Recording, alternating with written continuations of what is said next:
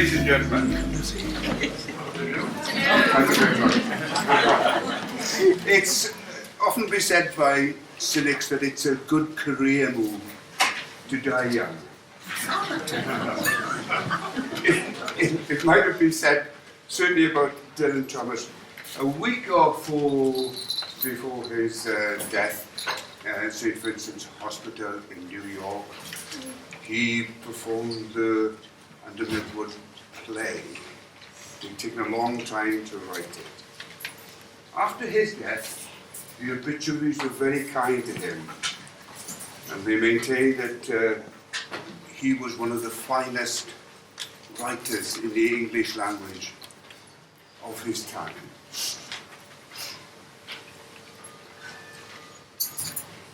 The first radio broadcast followed shortly after his death, in the January after. He died in October. In the January after, the first radio broadcast was hidden, and of course, in his inimitable,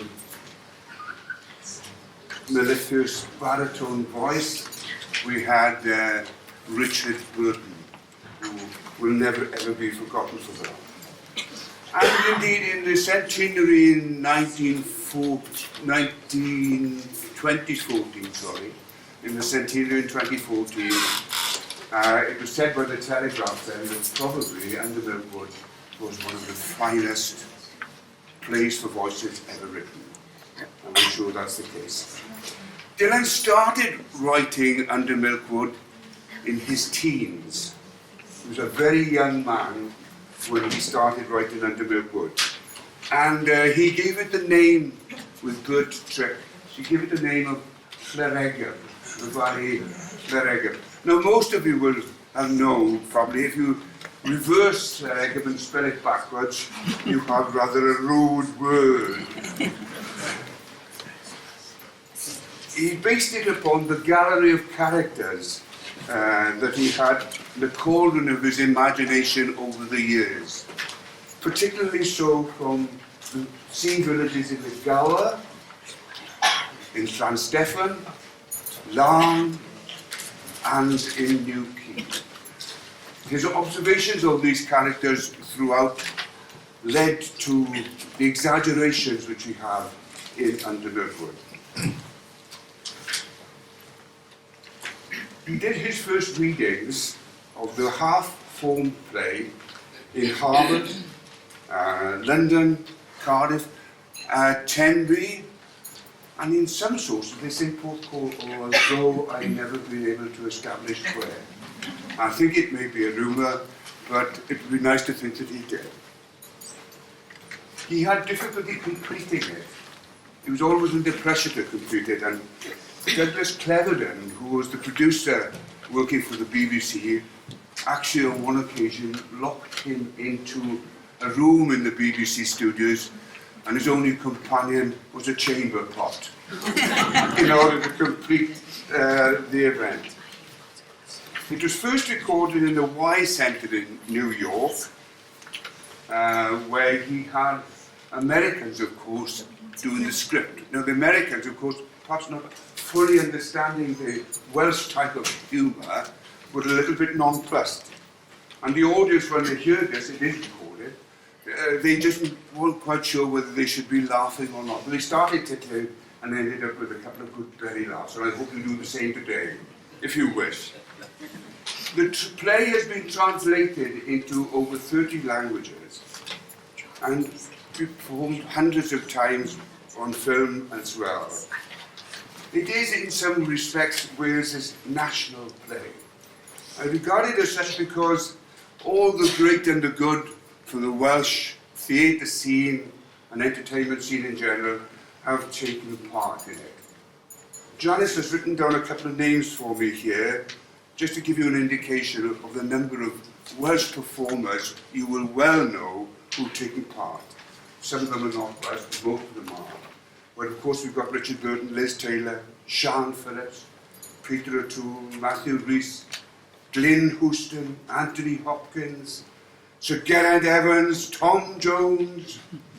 Tom Jones was singing the song which you'll hear later on. Windsor Davies, Ruth Maddox, Michael Sheen, Bonnie Tyler, Charlotte Church, very recently in the film, Rhys Evans and Owen Teal.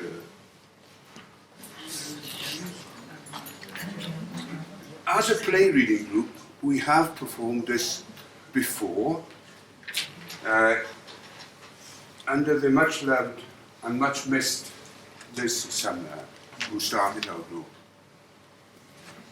She'd be pleased, I think, that we are continuing to do it today. That was in the Bridgend Tech. So we have a selection only from Under Milkwood, which is the play for voices by Dylan Thomas.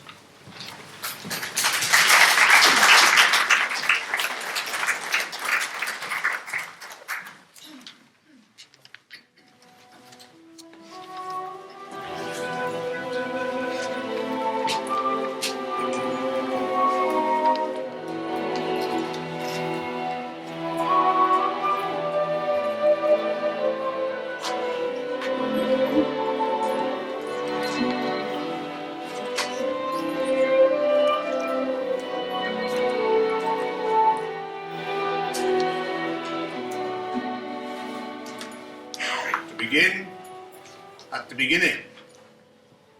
It is spring, moonless night in the small town, starless and Bible black.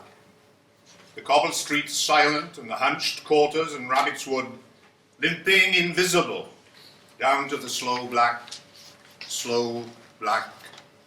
crow black fishing boat bobbing sea. The houses are blind as moles, though moles see fine tonight in the snouting velvet dingles, or blind as Captain Cat, there in the muffled middle, by the pump and the town clock, the shops in mourning, the welfare hall in widow's weeds, and all the people of the lulled and dumbfound town are sleeping now. Only you can hear the houses sleeping in the streets, in the slow, deep salt and silent black, bandaged night. Only you can see in the blinded bedrooms the cobs and petticoats over the chairs, the jugs and basins, glasses of teeth, thou shalt not on the wall, and the yellowing, dicky bird watching pictures of the dead. Only you can hear and see behind the eyes of the sleepers the movements and countries and mazes and colours and dismays and rainbows and tunes and wishes and flight and fall and despairs and big seas of their dreams. From where you are, you can hear their dreams. Captain Cat, the retired blind sea captain, asleep in his bunk, in the seashell, shipping-bottle, ship-shape, best cabin of schooner house, dreams of. Never such seas as any that swamped the decks of the SS Kidwaley, bellying over the bedclothes in jellyfish slippery, sucking him down salt deep into the davy dark, where the fish come biting out and nibble him from his wishbone, and the long drown nuzzle up to him. Remember me, Captain? You're Dancing Williams. I lost my step in Nantucket. You see me, Captain, the white bone, talking? It's Tom Fred, the donkey man. We shared the same girl once. Her name was Mrs. Probert. Rosie Probert, 33 Duck Lane. Come up, boys, I'm dead. Hold me, Captain. I'm Jonah Jarvis. Come to a bad end. Very enjoyable.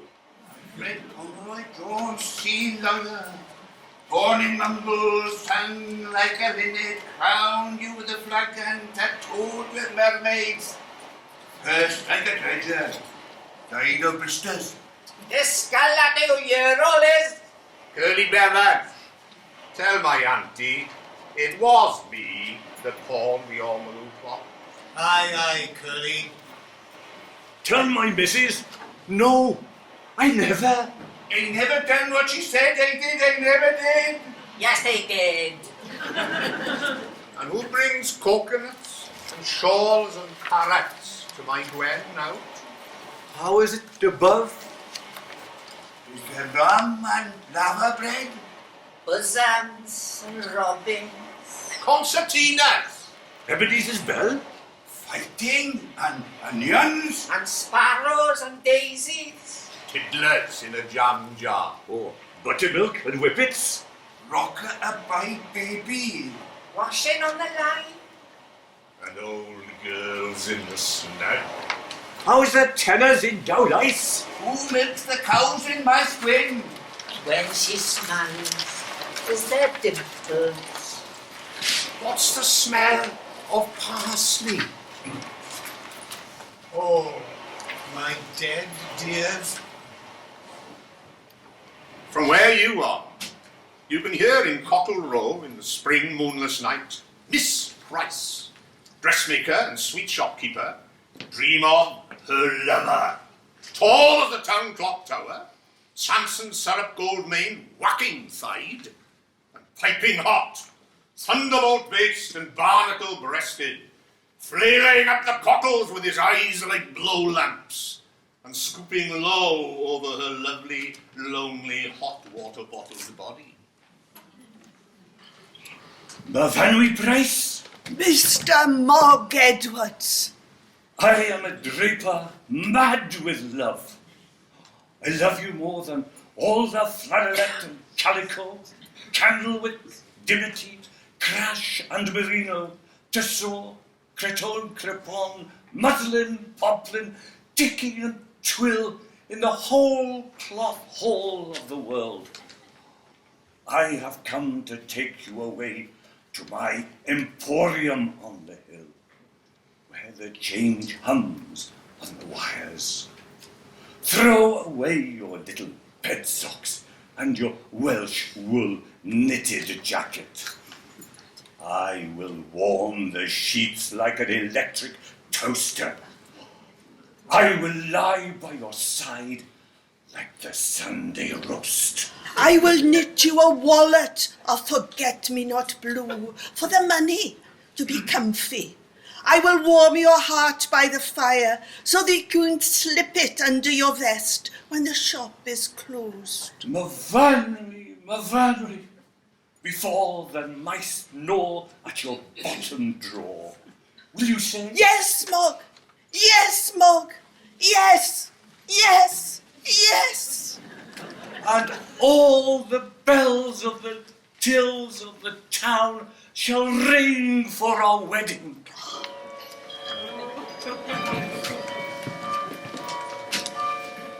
Come now, drift up the dark, come up the drifting sea-dark street, now in the dark night, seesawing like the sea, to the Bible-black, airless attic over Jack Black the cobbler's shop, where alone and savagely Jack Black sleeps, in a nightshirt tied to his ankles,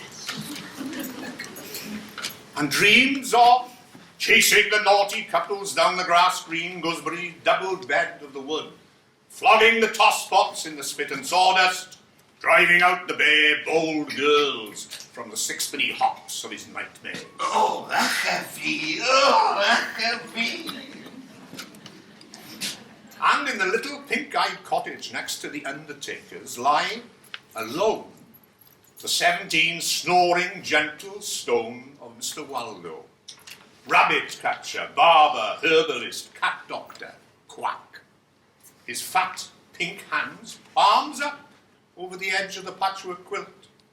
His black boots, neat and tidy, in the washing basin. His bowler on a nail above the bed. A milk stout and a slice of cold bread pudding under the pillow. And dripping in the dark, he dreams of. This little piggy went to market. This little piggy stayed at home. This little piggy had roast beef. This little piggy had none. And this little piggy went Wee, wee, wee, wee, wee. all the way home. Waldo! Waldo! Yes, bloodline, love?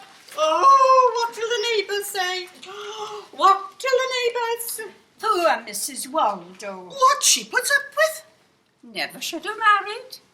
If she didn't have to. Same as her mother. There's a husband for you.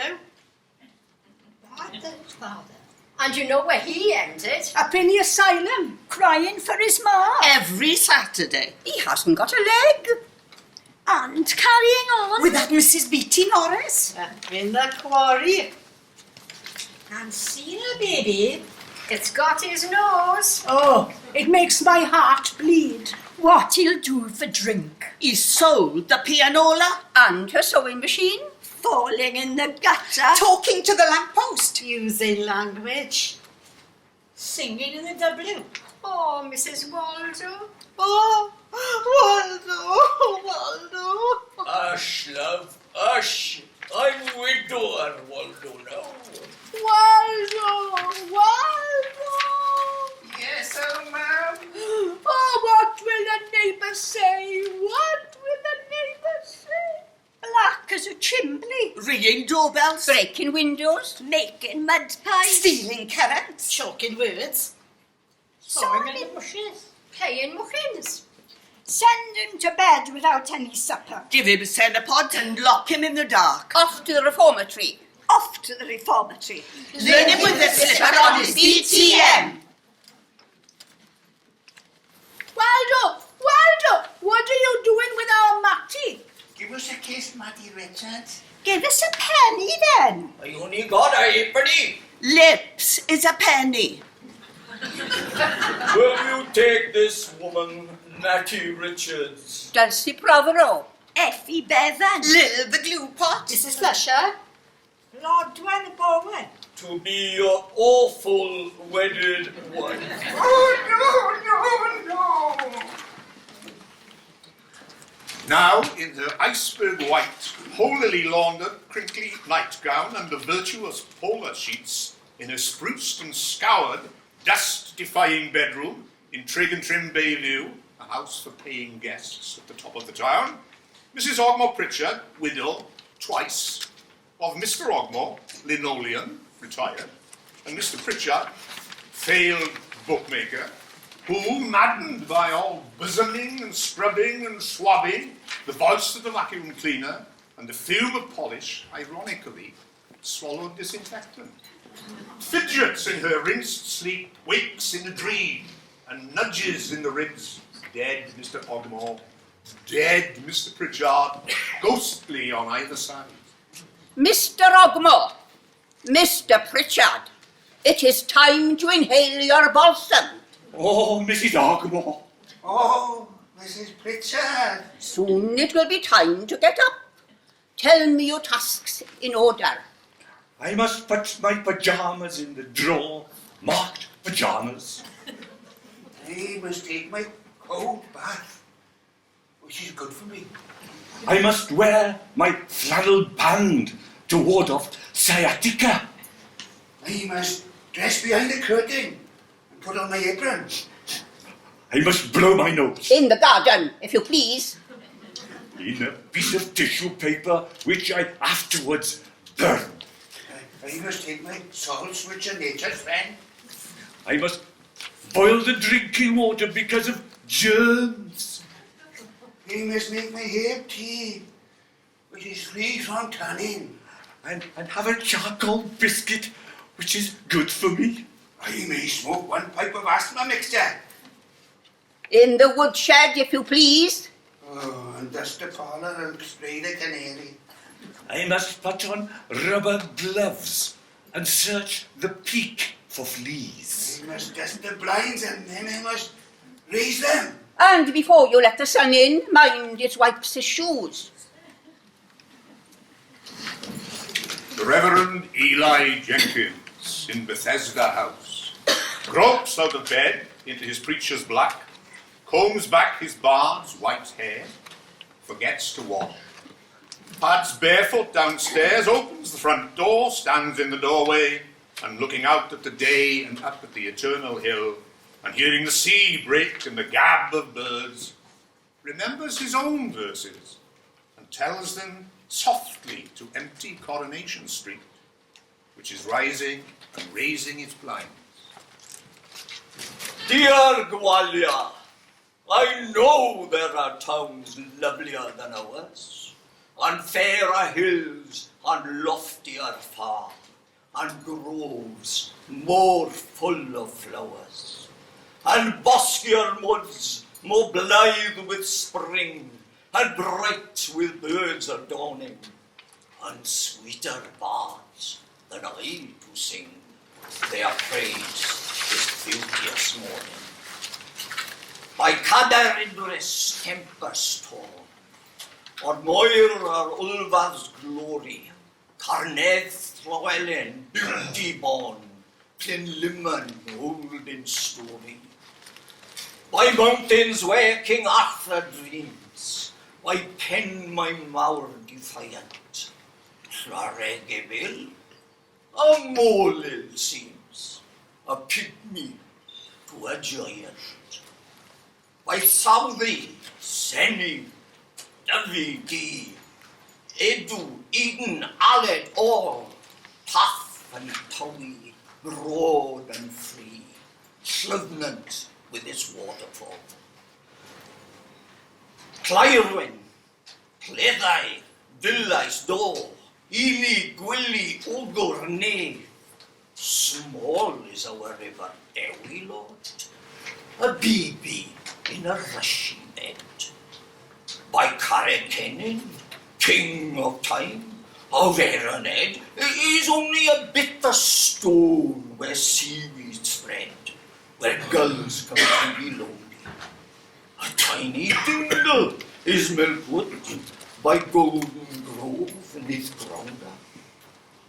But let me choose, and oh, I should live all my life and longer, to stroll amongst those trees and stray in Gusgod Lane on Donkey Down, and hear the river Dewi sing all day, and never, never leave the town. The Reverend Jenkins closes his front door. His morning service is over. Now, woken at last by the out-of-bed sleepyhead, Polly put the kettle on town hall bell. Lily Smalls, Mrs. Bynum's treasure, comes downstairs from a dream of royalty who all night long windlarking with her, full of sauce, in the midwood dark, and puts the kettle on the primus ring in Mrs. Bynum's kitchen and looks at herself in Mr. Bynum's shaving glass and sees... Oh, there's your face. Where'd you cut that hair from? Got it from old Tom Cat. Give it back then, love. Oh, there's a perm. Where'd you get that nose from, Lily? Got it from my father, silly. You've got it on upside down. Oh, there's a conk. Look at your complexion. Oh no, you look. Needs a bit of makeup. Needs a veil. Oh, there's glamour. Where'd you get that smile, Lil? Never you mind, girl. Nobody loves you. That's what you think. Who is it loves you? Shan't tell. Oh, come on then, Lily. Cross your heart then. Cross my heart. And very softly, her lips almost touching her reflection, she breathes the name and clouds the shaving glass. Lily, Yes, Mum? where's my tea, girl? Where do you think? In the cat box? Coming up, Mum. Mr. Pugh, in the schoolhouse opposite, takes up the morning tea to Mrs. Pugh and whispers on the stairs. Here's your arsenic, dear. And your weed killer biscuits. I've throttled your parakeet. I've spat the foxes. I put cheese in the mouse hole. Here's your... Nice tea, dear. Too much sugar. Well, you haven't tasted it yet, dear. Too much milk, then. As Mr. Jenkins said his poetry, Yes, dear. then it's time to get up. Give me my glasses. No, not my reading glasses. I want to look out. I want to see. Lily Smalls, the treasure, down on her red knees, washing the front step. She's tucked her dress in her bloomers. Oh, the baggage. P.C. Attila Rees, ox broad barge booted, stamping out of Handcuff House in a heavy beef red huff, black-browed under his damp helmet. He's going to arrest Polly Garter. Mark my words. What for, dear? For having babies. And lumbering down towards the strand to see that the sea is still there. Mary Ann's sailors opening her bedroom window above the taproom and calling out to the heavens. I mean, 5 years, 3 months and a day. I will say this for her. She never makes a mistake. Organ Morgan at his bedroom window playing chords on the sill to the morning fishwife girls who, heckling over Donkey Street, observed,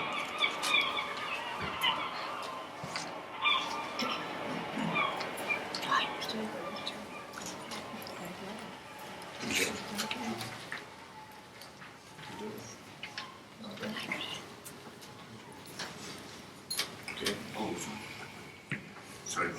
Me die bread, and into the bakery. Pushing in my shirt tails, buttoning my waistcoat. Bingo's a button. Why can't they sew then? No time for breakfast, nothing for breakfast. There's wise for you.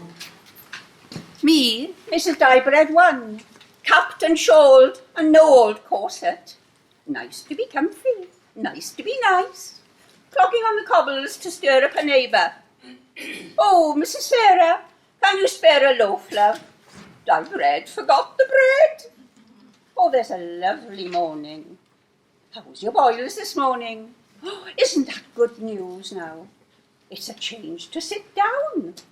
Ta, Mrs. Sarah. Me, Mrs. Diebread 2, gypsy to kill in a silky scarlet petticoat above my knees. Dirty, pretty knees. See my body through my petticoat, brown as a berry. High heel shoes with one heel missing. Tortoiseshell comb in my bright black slinky hair. Nothing else at all but a dab of scent. Lolling gaudy at the doorway. Tell you a fortune in tea leaves. Scowling at the sunshine, lighting up my pipe. Me, Lord Cut Glass in an old frock coat belonging to Eli Jenkins and a pair of postman's trousers from Bethesda Jumbo, running out the doors to empty slops. Mine there, over, and then running in again. Tick-tock, tick-tock.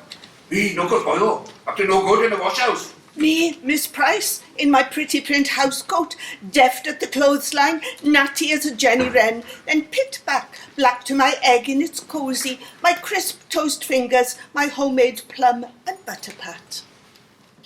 Me, Polly Garter, under the washing line, giving a breast in the garden to my bonny new baby. Nothing grows in our garden, only washing and babies. And where's their fathers, you might ask?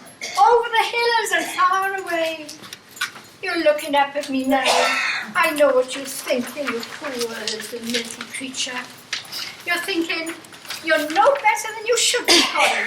And that's good enough for me. Oh, isn't life a terrible thing? Mr. and Mrs. Cherry Owen, in their Donkey Street room that is bedroom, parlour, kitchen and scullery, sit down to last night's supper of onions boiled in their overcoats, and broth of spuds, and bacon rind, and leeks, and bones. See that smudge on the wall by the picture of Auntie Blossom? That's where you threw the Sega. You only miss me by an inch. I always miss Auntie Blossom too. remember last night, in you field, my boy, drunk as a deacon, with big wet bucket and a fish flower full of stout, and you looked at me and you said, God has come home. You said, and then over the bucket you went, sprawling and brawling, and the floor was all flagons and eels. Was I wounded? And then you took off your trousers and you said, does anybody want to fight? Oh, give us a kiss. And then you sang Bread of Heaven, tenor and bass. Oh, you always sing Bread of Heaven. Then you did a little dance on the table. I did. Drop dead. And then what did I do? Then you cried like a baby and said you were a poor, drunk orphan with nowhere to go but the grave. And what did I do next? Then you danced on the table all over again and you said you were King Solomon Owen and I was your Mrs. Sheila. Oh, and then? And then I got you into bed and you snored all night like a... From Bynon Butcher's in Coronation Street, the smell of fried liver sidles up with onions on its breath. And listen, in the dark breakfast room behind the shop, Mr. and Mrs. Bynon, waited upon by their treasure, enjoy between bites their every morning hullabaloo. Mrs. Bynon slips the gristly bits under the tasselled tablecloth to the fat cat. She likes the liver, Ben. Oh, what you ought to do, Bess? It's her brothers. Oh, did you hear that, Lily? Yes, ma'am. Mrs. Wyman. We're eating puska. Yes, ma'am. Oh, you cat butcher. Oh, it was his doctored mind. What's that got to do with it? Yesterday, we had mole. Oh, Lily. Monday, otter. Tuesday, shrews. Oh, go on, Mrs. Bynon. He's the biggest liar in town. Don't you dare say that about Mr. Bynon. Everybody knows it, ma'am. Mr. Bynon never tells a lie. Do you, Ben? No, Bess. Now I'm going after the corgis with my little cleaver. Oh, Lily. That's willy-nilly, knocking on Bayview. Morning, Mrs. Ogmore Pritchard. Good morning, postman. Here's a letter for you, with stamped and addressed envelope enclosed, all the way from Birthwells. A gentleman wants to study birds, and can he have accommodation for 2 weeks and a bath? Vegetarian. No. Oh, you wouldn't know he was in the house, Mrs. Ogmore Pritchard. He'd be out in the mornings at the bang of dawn with his bag of breadcrumbs and his little telescope. And come home at all hours, covered with feathers. I don't want persons in my nice clean rooms breathing all over my chairs. Cross my heart, he won't breathe. And putting their feet on my carpets and sneezing on my china and sleeping in my sheets. He only wants a single bed, Mrs. Ogmore Pritchard. Captain Cats, here's willy-nilly's feet heavy on the distant cobble.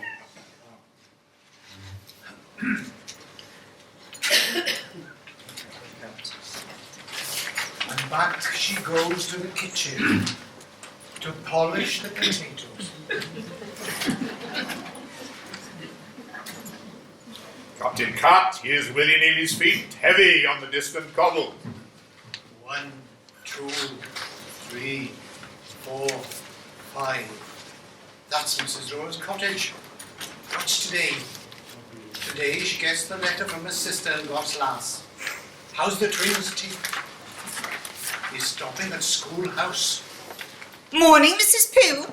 Mrs. Ogmore Pritchard won't have a gentleman in from Birthwells because he'll sleep in her sheets. Mrs. Rose Cottage's sister and Goslas's twins have got to have them out. Give me the parcel. Oh, it's for Mr. Pugh, Mrs. Pugh. Never you mind. What's inside it? A book called The Lives of the Great Poisoners. That's Manchester House. Morning, Mr. Edwards. Very small news. Mrs. Ogmore Pritchard won't have birds in the house, and Mr. Pews bought a book on how to do in Mrs. Pew.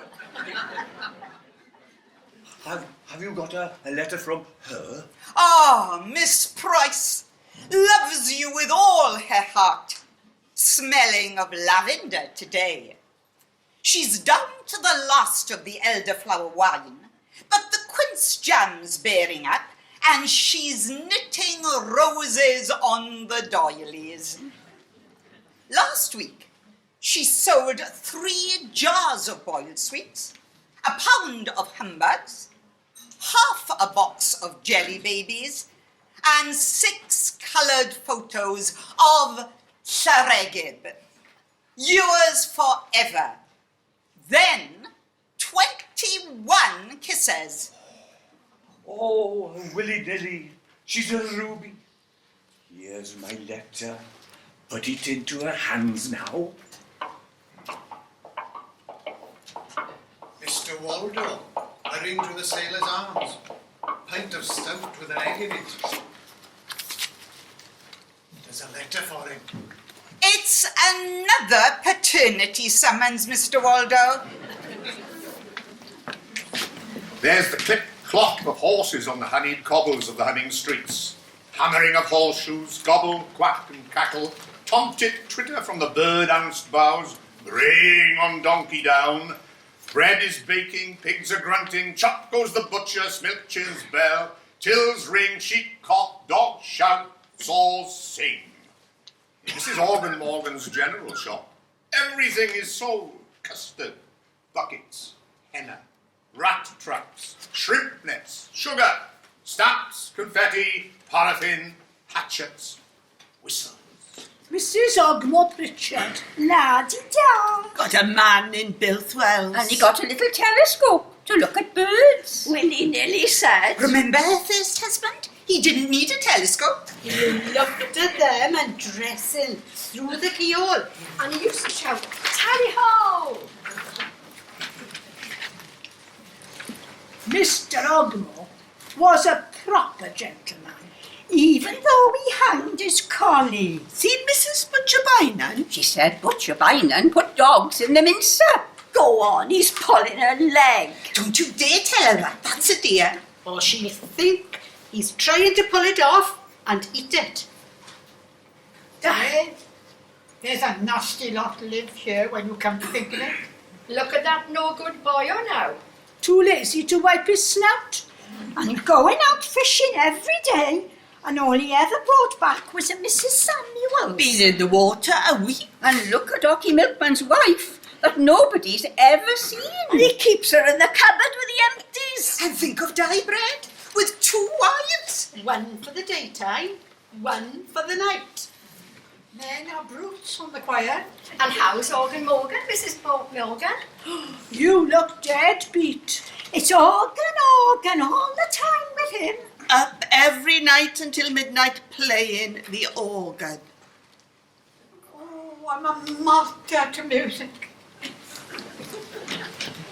And in willy-nilly the postman's dark and sizzling damp, tea-coated, misty, pygmy kitchen, where the spitting cat kettles throb and hop on the range, Mrs. Willy-nilly steams open Mr. Mog Edwards' letter to Miss Mavanui Price and reads it aloud to Willy-nilly by the squint of the spring sun through the one-sealed window running with tears, while the drugged and bedraggled helms at the back door whimper and snivel for the licorice hog-black tea.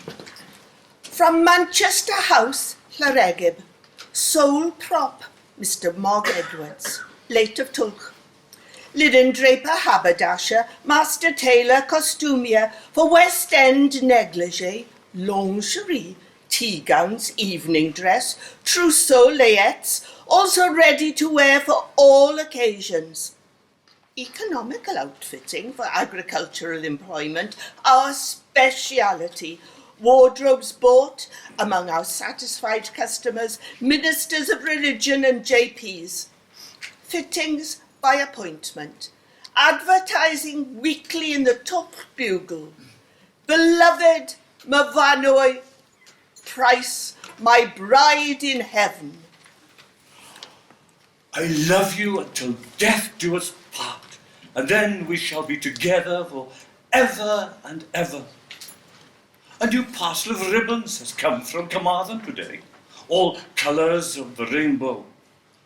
I wish I could tie a ribbon in your hair, a white one, but it cannot be. I dreamed last night you were all dripping wet, and you sat on my lap as the Reverend Jenkins went down the street. I see you got a mermaid on your lap, he said, and lifted his hat. My heart is in your bosom, and yours is in mine. God be with you always, Myfanwy Price, and keep your lovely Phoebe in his heavenly mansion. I must stop now and remain your eternal Morgadows. And then a little message with a rubber stamp. Shop at Moggs. The children spank and scamper, reference singing out of school into the draggle-tail yard. And Captain Cat at his window says, soft to himself, the words of their song. Johnny Crack and Flossie Snail kept their baby in a milking pail. Flossie Snail and Johnny Crack, one would pull it out and one would put it back. Oh, it's my turn now, said Flossie Snail, to take the baby from the milking pail. It's my turn now, said Johnny Crack, to smack it on the head and put it back. Johnny Crack and Flossie Snail kept their baby in the milking pail. One would put it back and one would pull it out, and all it had to drink was ale and stout. But Johnny Crack and Flossie Snail always used to say that stout and ale was good for a baby in a milking pail. The music of the spheres is heard distinctly over Milkwood. It is the rustle of spring. A glee party sings in Bethesda graveyard, gay but muffled. Vegetables make love above the tenors, and dogs bark blue in the face. Mrs. Ogmore Pritchard belches into a teeny hanky and chases the sunlight with a fly whisk. But even she cannot drive out the spring. From one of the finger bowls, a primrose grows. Mrs. Diebread 1 and Mrs. Diebread 2 are sitting outside their house in Donkey Lane. One darkly, one plumply, blooming in the quick dewy sun. Mrs. Diebread 2 is looking through a crystal ball which she holds in the lap of her dirty yellow petticoat, hard against her hard, dark thighs. Cross my palm with silver out our housekeeping money. Ah. What do you see, lovey? I see a feather bed with 3 pillows on it and a text above the bed. I can't read what it says. There's a great cloud blowing. And now they have blown away. God is love, the text says. Oh, that's our bed! And now it's vanished. The sun's spinning like a top. Who's this coming out of the sun? It's a hairy little man with big pink lips. He got a walleye. Oh, it's Di. It's Di bread. Shh.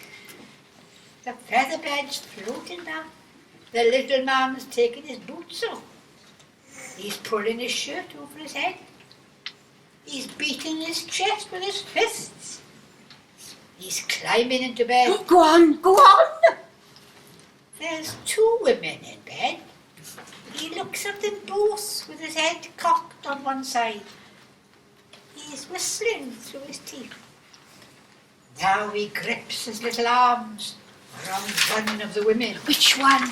Which one? Can't see any more. There's a great cloud blowing again. Oh, ach, the mean old clouds. When the morning is all singing, the Reverend Eli Jenkins, busy on his morning calls, stops outside the welfare hall to hear Polly Garter, as she scrubs the floors for the Mothers' Union dance tonight. I loved a man whose name was Tom. He was strong as a bear and 2 yards long. I loved a man whose name was Dick. He was big as a barrel and 3 feet thick. And I loved a man whose name was Harry, 6 feet tall and sweet as a cherry. But the one I loved best, awake or asleep, was little Willie Wee, and he's 6 feet deep. Oh, Tom, Dick and Harry were 3 fine men. I'll never have such loving again. But little Willie Wee, who took me on his knee, little Willie Wee is the man for me. Now men from every parish around run after me and roll me on the ground. But whenever I love another man back, Johnny from the hill or Sailing Jack, I always think they do as they please of Tom, Dick and Harry, who are tall as trees. But most I think when I'm by the side of little Willie Wee, who downed and died. Oh, Tom, Dick and Harry were 3 fine men, and I'll never have such loving again. But little Willie Wee, who took me on his knee, little Willie Wee is the man for me. Praise the Lord! We are a musical nation. The Reverend Jenkins hurries on through the town to visit the sick with jelly and poems. And the morning school is over. Captain Cat at his curtained schooner's porthole open to the spring sun. Here's the naughty, forfeiting children tumble and rhyme on the cobbles. They make such a noise. Boys, come along too. Boys, kiss Gwenny where she says, or give her a penny. Go on, Gwenny. Kiss me in Gusgow Lane or give me a penny. What's your name? Billy. Kiss me in Gusgow Lane, Billy, or give me a penny, silly. Gwenny, I kiss you in Gusgow Lane. No, I haven't got to give you a penny. Boys, kiss Gwenny where she says, or give her a penny. Go on, Gwenny. Kiss me on Llanelli Hill or give me a penny. What's your name? Johnny Cristo. Kiss me on Llanelli Hill, Johnny Cristo, or give me a penny, mister. Gwenny, I kiss you on Llanelli Bill. Now I am going to give you a penny. Boys, kiss Gwenny where she says, or give her a penny. Go on, Gwenny. Kiss me in Milkwood or give me a penny. What's your name? Dickie. Kiss me in Milkwood, Dickie, or give me a penny quickly. Gwenny, I can't kiss you in Milkwood. Gwenny asking why. Why? Because my mother says I mustn't. Cowardly custard, give Gwenny a penny. Give me a penny. I haven't got any. Put him in the river, up to his liver. Quick, dirty Dick, beat him on the bum with a rhubarb stick. In the blind, drawn, dark dining room of schoolhouse, dusty and echoing as the dining room in a vault, Mr. and Mrs. Pugh are silent over cold grey cottage pie. Mr. Pugh reads as he forks the shroud meat in from Lives of the Great Poisoners. He's bound a plain brown paper cover around the book. Slyly, between slow mouthfuls, he side-spies up on Mrs. Pugh, poisons her with his eye, then goes on reading. He underlines certain passages and smiles in secret. Persons with manners do not read at table. Says Mrs. Pugh. She swallows a digestive tablet as big as a horse pill, washing it down with clouded pea soup water. Some persons were brought up in pigsties. Pigs don't read at table, dear. Bitterly, she flicks dust from the broken cruet. It settles on the pie in a thin gnat rain. Pigs can't read, my dear. I know one who can. You know best. Says Mr. Bew, and quick as a flash he ducks her in rapture. What's that book by your trough, Mr. Pugh? It's a theological work, my dear. Lives of the Great Saints. Mrs. Bew smiles. An icicle forms in the cold air of the dining vault. I saw you talking to a saint this morning. Saint Polly Garter. She was martyred again last night. Oh, Mrs. Organ Morgan saw her with Mr. Waldo. And when they saw me, they pretended they were looking for nests. Said Mrs. Organ Morgan to her husband with a mouth full of fish, as a pelican. And you don't go nesting in long combinations, I said to myself, like Mr. Waldo was wearing, and your dress nearly over your head, like Polly Garter's. Oh, they didn't fool me. One big bird gulp and the flounder's gone. She licks her lips and goes stabbing again. And when you think of all those babies she's got, then all I can say is she'd better give up bird nesting. That's all I can say. It isn't the right kind of hobby at all for a woman that can't say no, even to midgets. Remember Bob Smith? He wasn't any bigger than a baby, and he gave her 2. Oh, but they're nice boys. I will say that. Fred Spit and Arthur. Sometimes I like Fred best, and sometimes I like Arthur. Who do you like best, Organ? Oh, Bach, without any doubt. Bach every time for me. Organ Morgan, you haven't been listening to a word I said. It's Organ, Organ, all the time with you. She bursts into tears, and in the middle of her salty howling, nimbly spears a small flatfish and pelicans it home. And then Palestina. Captain Cat, at his window thrown wide to the sun, one voice of all he remembers most dearly as his dream buckets down. Lazy, early Rosie with her flaxen thatch, whom he shared with Tom Fred the donkey man, and many another seaman. Clearly and near to him speaks from the bedroom of her dust. In that gulf and haven fleets by the dozen have anchored, and for the little heaven of the night. But she speaks to Captain Napping Cat alone. Mrs. Probert. From Duck Lane, Jack, quack twice and ask for Rosie. Is the one love of his sea life that was sardined with women. What seas did you see, Tom Cat, in your sailoring days long, long ago? What sea beasts were in the wavery green when you were my master? I'll tell you the truth. Seas barking like seals, blue seas and green, seas covered with eels, and mermen and whales. What seas did you sail, old whaler, when on the blubbery waves between Frisco and Wales, when you were my boatswain? As true as I'm here, dear you, Tom Cat's tar, you land lover, Rosie, you cosy love, my easy as easy, my true sweetheart. Seas green as a bean, seas gliding with swans, and the seal barking moon.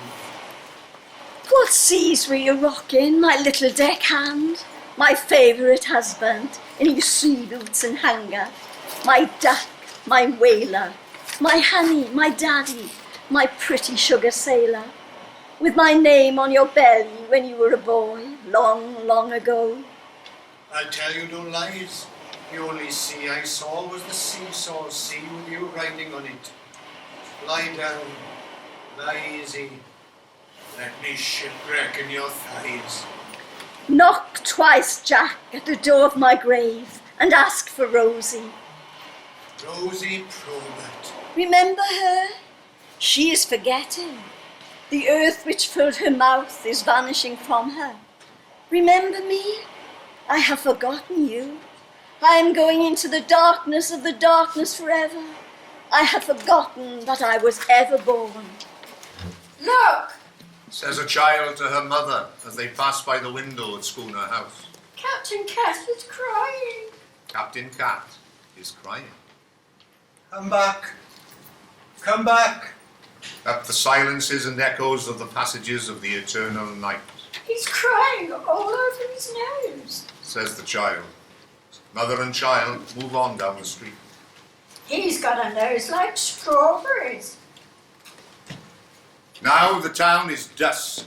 Each cobble, donkey, goose and gooseberry street is a thoroughfare of dusk. And dusk and ceremonial dust and night's first darkening snow and the sleep of birds drift under and through the live dusk of this place of love. Llaregid is the capital of dusk. Mrs. Ogmore Pritchard, at the first drop of the dusk shower, seals all her sea-view doors, draws the germ-free blinds, sits erect as a dry dream on a high-backed hygienic chair, and wills herself to a cold, quick sleep. At once, at twice, Mr. Ogmore and Mr. Pritchard, who all dead day long have been gossiping like ghosts in the woodshed, planning the loveless destruction of their glass widow, reluctantly sigh and sidle into her clean house. You first, Mr. Ogmore. After you, Mr. Pritchard. No, Mr. Ogmore. You widowed her first. In through the keyhole, with tears where their eyes once were, they ooze and grumble. Husbands, She says in her sleep.